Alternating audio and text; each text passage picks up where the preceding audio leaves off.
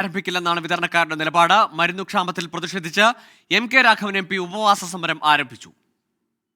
ഉത്തരവാദിത്വ ബോധം കാണിക്കാത്ത ഒരു ആരോഗ്യമന്ത്രിയാണ് കേരളത്തിലുള്ളത്.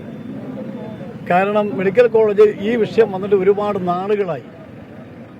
ഞാൻ മനസ്സിലാക്കിയെടുത്തോളം ബന്ധപ്പെട്ട എല്ലാ മെഡിക്കൽ കോളേജിലെ പ്രിൻസിപ്പളും സൂപ്രണ്ടും എല്ലാം വളരെ കൃത്യമായി ഈ കാര്യങ്ങൾ ഗവൺമെന്റ് അറിയിച്ചിട്ടുണ്ട്. പക്ഷെ ഗവൺമെന്റ് ഇപ്പം മരുന്ന് കമ്പനികൾക്ക് 75 കോടികൾ കൊടുക്കാറുണ്ട്.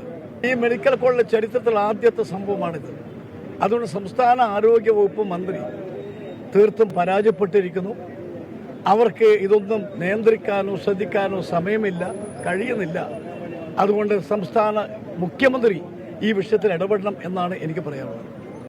അഭിജിത്ത് മുഴക്കുന്ന് ചേരുന്നുണ്ട് കോഴിക്കോട് നിന്ന് വിശദാംശങ്ങളുമായി. അഭിജിത്ത്, അല്പം മുമ്പ് മെഡിക്കൽ കോളേജ് സൂപ്രണ്ട് നമ്മളോട് സംസാരിച്ചപ്പോൾ ഒരു 1.5 കോടി രൂപ ലഭിച്ചിട്ടുണ്ട്. അതൊക്കെ കൊടുത്ത് തൽക്കാലത്തേക്കെങ്കിലും ഈ വിതരണക്കാരെ അനുനയിപ്പിച്ച ആ മരുന്ന് പ്രതിസന്ധി, രോഗികൾക്കുള്ള ബുദ്ധിമുട്ട് പരിഹരിക്കാനാകുമെന്നൊരു പ്രതീക്ഷയുണ്ടോ?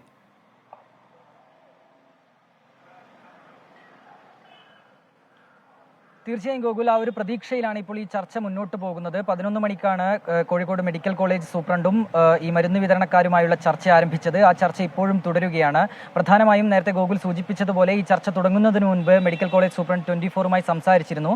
1.5 കോടി രൂപ സർക്കാരിൽ നിന്ന് അനുവദിച്ച് കിട്ടിയിട്ടുണ്ട് മെഡിക്കൽ കോളേജിന് കിട്ടാനുള്ളതിൽ. അത് കൊടുത്തു തീർക്കുന്നതോടെ അല്ലെങ്കിൽ അത് നൽകുന്നതോടുകൂടി ഈ ഒരു സമരത്തിൽ നിന്ന് മരുന്ന് വിതരണക്കാർ പിന്മാറുമെന്നുള്ളൊരു പ്രതീക്ഷയാണ് മെഡിക്കൽ കോളേജ് സൂപ്രണ്ട് പങ്കുവച്ചത്.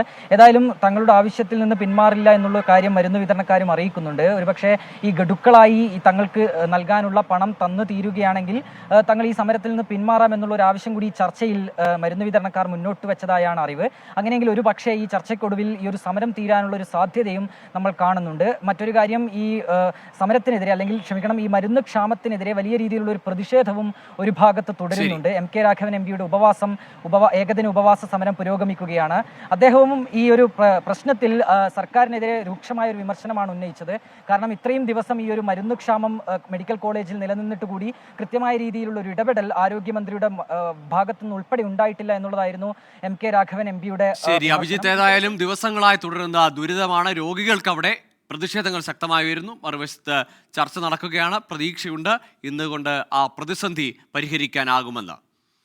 ഇനി ഇപ്പോഴത്തെ കാലാവസ്ഥ സമർപ്പിക്കുന്നത് Berger paints 100 years of trust.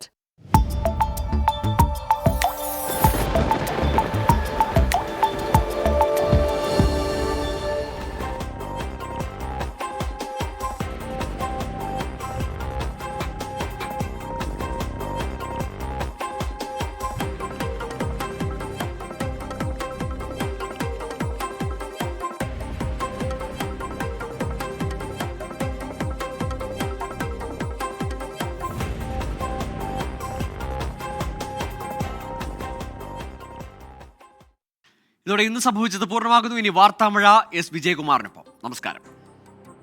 You are watching 24 from News Headquarters, Kochi.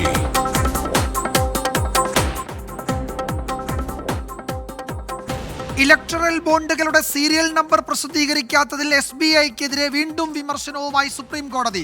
നിർദ്ദേശം പാലിക്കാൻ SBI ചെയർമാൻ ബാധ്യസ്ഥൻ. എല്ലാ വിവരങ്ങളും പ്രസിദ്ധീകരിച്ച് വ്യാഴാഴ്ചയ്ക്കകം സത്യവാങ്മൂലം സമർപ്പിക്കണം. ആരുടെയും സഹായം കോടതിക്ക് വേണ്ടെന്നും ചീഫ് ജസ്റ്റിസിന്റെ മുന്നറിയിപ്പ്. പേരാമ്പ്ര അനു കൊലപാതകത്തിലെ പ്രതി മുജീബിനെ പോലീസ് പിടികൂടുന്ന ദൃശ്യങ്ങൾ 24-ന്. പ്രതിയെ വലയിലാക്കിയത് വീടിന്റെ വാതിൽ ചവിട്ടിപ്പൊളിച്ച്. ഓട് പൊളിച്ച് രക്ഷപ്പെടാൻ പ്രതിയുടെ ശ്രമം.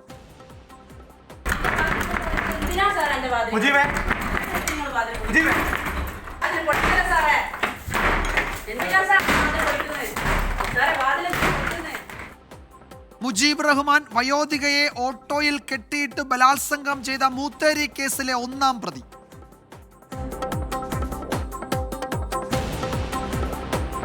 ആലുവ തട്ടിക്കൊണ്ടുപോകൽ കേസിൽ ദുരൂഹത. 3 പേരെ കാണാതായെന്ന് സ്ഥിരീകരിച്ചു പോലീസ്. പ്രതികളും ഇരകളും തമ്മിൽ സാമ്പത്തിക ഇടപാടെന്ന് സംശയം. ഇൻവെസ്റ്റിഗേഷൻ്റെ ഭാഗമായിട്ട് നമുക്ക് മനസ്സിലായി ഇത് ഈ ശരിക്കും 2-3 പേരുണ്ടായിരുന്നു. ഇത് ആക്ച്വലി എത്രയാണ് അത് നമുക്ക് എല്ലാം കിട്ടിയ ശേഷം മാത്രം പറയാൻ പറ്റൂ. ഈ സമയത്ത് നമ്മുടെ കയ്യിൽ വളരെ നല്ല ഇൻഫർമേഷൻ ഉണ്ട്. കുറച്ച് പേർ കസ്റ്റഡിയിലേ ഉണ്ട്.